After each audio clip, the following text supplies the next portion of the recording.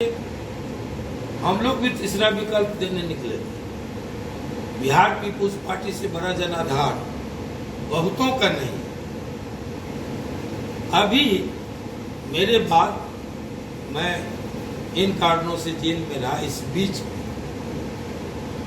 आपको नाम गिना दे, उपेंद्र जी निकले थर्ड विकल्प देने के लिए, पप्पू जी निकले थर्ड विकल्प देने के लिए, नागमणि जी निकले थर्ड विकल्प देने के लिए, अरुण जी निकले थर्ड विकल्प देने के लिए, ओवैसी साहब आए थर्ड विकल्प देने के लिए। मैं इन नामों में से अगर इस व्यक्ति की तुलना जिसका नाम आप लिए कीजिए तो उसके सामने दसवां अंश भी किसी एक आदमी को ले लीजिए, चाहे उपेंद्र कुशवाहा हो, चाहे वो चिराग पासवान हो, चाहे वो पप्पू यादव हो, चाहे ओवैसी हो, कोई एक व्यक्ति के सामने अगर खड़ा कर दीजिए तो लोकप्रियता और जनाधार में दसवां अंश नहीं। सिर्फ आंकड़ों के दम पर राजनीति नहीं हो सकती। और अगर पैसों का खेल करके राजनीति होती तो टाटा, बिरला, अडानी, अंबानी ही राजनीति करते। तब कोई जयप्रकाश नारायण की जरूरत नहीं थी, तब कोई नीतीश कुमार, लालू प्रसाद की जरूरत नहीं थी, तब मुलायम सिंह की जरूरत, मायावती की जरूरत नहीं थी। पैसे के मामले में तो ये लोग कहीं खड़े नहीं, कर्पूरी ठाकुर की जरूरत नहीं। तो मैं मानता हूं कि सबको आजादी है विकल्प देने की दिशा में प्रयत्न करना। राजनीति जो लोकतंत्र है तो सबको आजादी है, सब कर सकते हैं। मैं मानता हूं हम लोग जो गांधीवादी समाजवादी लोग हैं उनके सामने दो उदाहरण में दूं। गांधी जी ने कहा कि रचना के बगैर रचना और संघर्ष राजनीति के दो बाजू हैं। संघर्ष के बगैर राजनीति बाज है और संघर्ष और रचना ने। संघर्ष के मामले में जिन बातों का जिक्र हमने किया, हम लोग तो एनडीए के पार्ट हैं। अभी ये 3S के खिलाफ आप क्यों नहीं खड़े हो रहे हैं? जन सरोकारों से जुड़े बगैर, इन सवालों पर लड़े बगैर कोई राजनीति नहीं हो सकती, खास करके विपक्ष की राजनीति। या फिर रचनात्मक कार्यों पर आप जाइए, कार्यक्रम लीजिए। गांधी ने अछूतोद्धार का कार्यक्रम लिया, गांधी ने मंदिरों में हरिजनों को प्रवेश का कार्यक्रम लिया, गांधी ने खादी का कार्यक्रम लिया। तो रचना और संघर्ष दोनों चाहिए। ना आपके पास रचना है ना आपके पास संघर्ष है तो राजनीति आपकी ठूठ है, सीधी बात। आंकड़ों से कि कौन कौन जीता था पंचायत चुनाव में, पंचायत समिति में, सरपंच में, मुखिया में, जो हारा उस 4 आदमी को पकड़ लीजिए, उसको खत लिखिए, उसको टेलीफोन कीजिए, उसको जोड़िए और पैसे का शिविर लगाए। एक एक जिले में जो सम्मेलन होता है 1 महीना पहले होटल बुक होता है, 25-50 गाड़ियां घूमती है। कहां से ये सब हो रहा है भाई?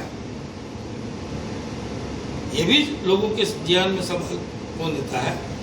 दूसरी बात, इसी को डॉक्टर लोहिया क्या बोले? गांधी ने कहा रचना और संघर्ष।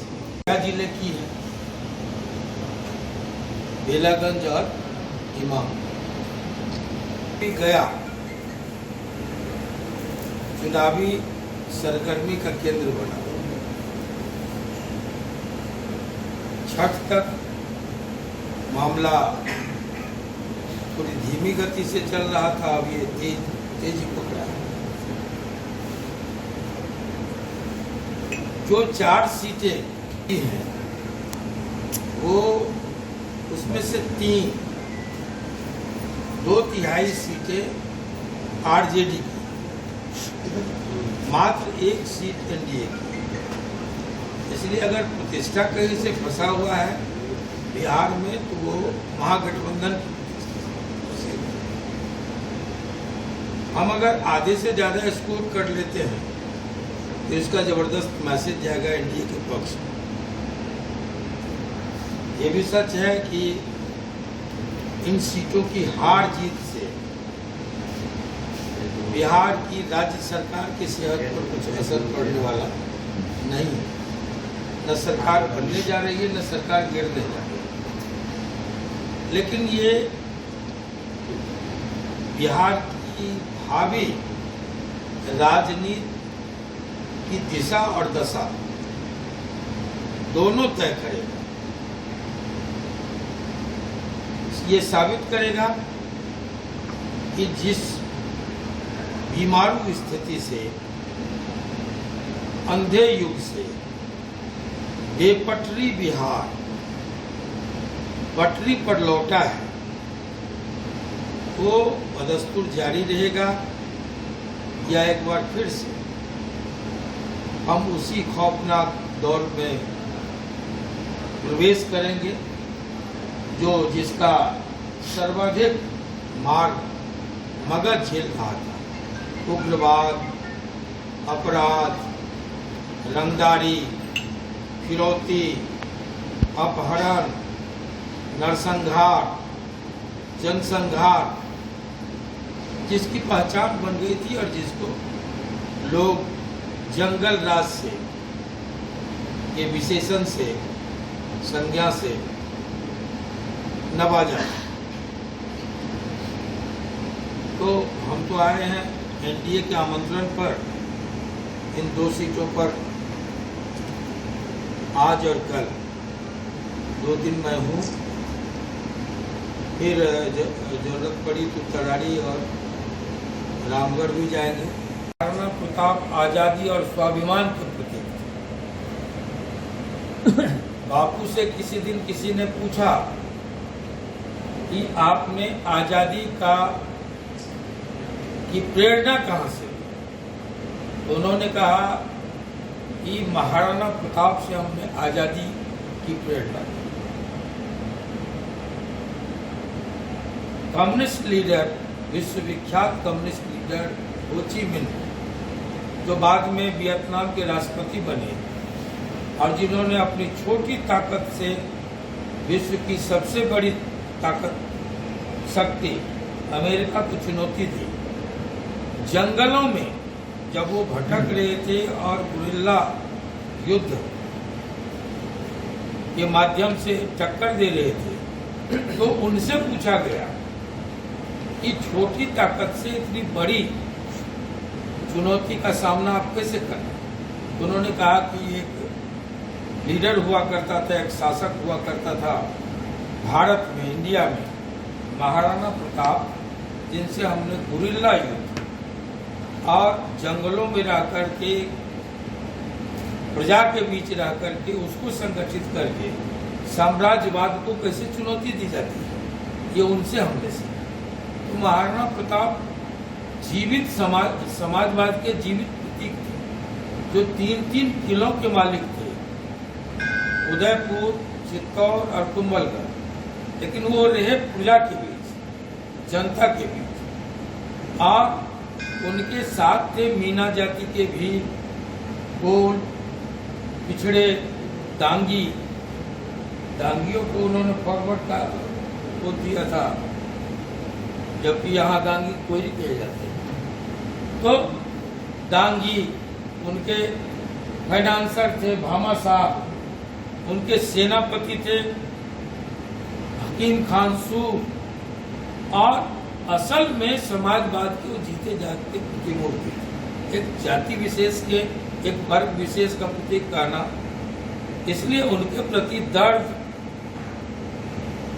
पूरी गया को होना चाहिए, पूरे प्रदेश और पूरे राष्ट्र को होना चाहिए। अगर वहाँ पूर्व से वो मूर्ति स्थापित है, तो बिहार सरकार को हम आपके माध्यम से कहेंगे कि चाहे जितनी खूबसूरती से उनका पार्क बने, प्राथमिकता वो होनी चाहिए, क्योंकि वो एक प्रेरणा पुंज है। महापुरुष क्या होते हैं? महापुरुष होते हैं चौक चौराहे पर खड़ा होकर के अड़नेस, वर्षा में, आंधी में, तूफान में, ठिठुरते जाड़े में, तपती गर्मी में भावी पीढ़ी को अपने चरित्र से वो प्रकाश पुंज का काम करते हैं, प्रेरणा देते हैं। तो तो एक प्रेरणा का पुंज जहाँ हो वहाँ किसी बात की कोई समझौता नहीं हो सकती।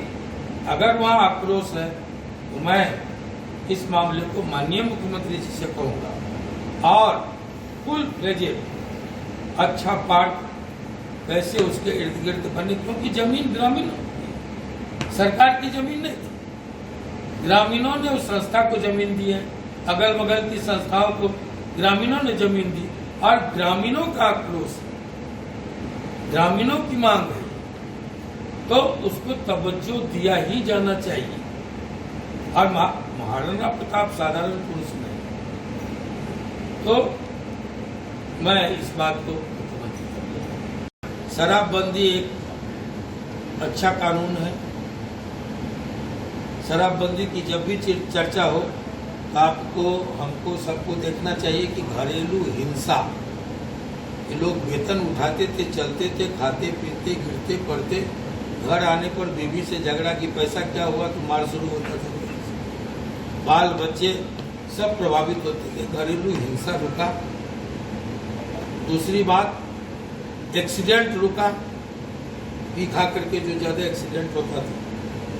तीसरी बात कि हर्ष फायरिंग बारातियों में जो होता था कि हम जा रहे हैं शादी के शुभ मुहूर्त में और शामियाना फाड़ रहे हैं गोलियों से, और वो गोली बाका, वो ऑर्केस्ट्रा है, कोई लड़की नाच रही है बस चला दिए गोली, तो ये सब घटनाएं रुकी है। एक अच्छा कानून है। गांधी जी ने कहा था कि अगर देश को गिरवी रख करके विदेशों से कर्ज लेकर के आजादी के तुरंत बाद हमको देश चलाना होगा और शराबबंदी करनी होगी, रोकनी होगी, तो वो भी मैं करूँगा। तो ये वो तो बहुत ही दूर तक हो। एक अच्छा कानून है, लेकिन चारों तरफ बॉर्डर खुले हुए हैं। दो इंटरनेशनल बॉर्डर बिहार से जुड़ता है, बांग्लादेश का और बंगाल का। हम लोग जिस इलाके से आते हैं वो कोसी का इलाका, वहाँ दो बॉर्डर मिलता है। तो और चारों तरफ जो अन्य प्रदेशों में शराबबंदी पर रोक नहीं है, खुला है। तो जब बॉर्डर खुला है तो असफल होना लाजमी है। ये भी सही है, मैं पूरी बेबाकी से कह रहा हूँ, समीक्षा होनी चाहिए। एक समानांतर अर्थव्यवस्था डेवलप कर गया है जो राजनीति को भी प्रभावित करता है और जीवन के हर क्षेत्र को प्रभावित करता है, तो इस पर सोचना चाहिए। लेकिन एक अच्छा कानून है, इसमें दो रहे। चलिए, अब दूसरी बात रही सर्वे। मैं पहला व्यक्ति हूं जो इस सर्वे पर सबसे पहले हमने जुबान खोली और देश के जो भी जाने माने चैनल, उस पर हमने कहा कि अनट्रेंड लोगों के हवाले सुपरवाइजर को सीईओ बना दिया गया, 1 महीने की ट्रेनिंग देकर के अमीन बहाल कर दिया गया, सब फेल कर दिया। पूरी तैयारी के साथ सर्वे में उतरना चाहिए, गलत बात नहीं है। हम लोग जब लड़कपन में थे, प्राइमरी और मिडिल स्कूल में लड़वे मरवे कटवे जीवे तब न भोगवे, आज चरितार्थ हो रहा। जिस ढंग से गांव गोतिया दिया सब में झगड़ा फंसा, और मैंने कहा था कि तत्क्षण इसको रोकना चाहिए और पूरी तैयारी के साथ फिर से इसकी समीक्षा करके कहाँ डेली प्रत्येक 15 दिन पर एक नियम चेंज हो रहा है।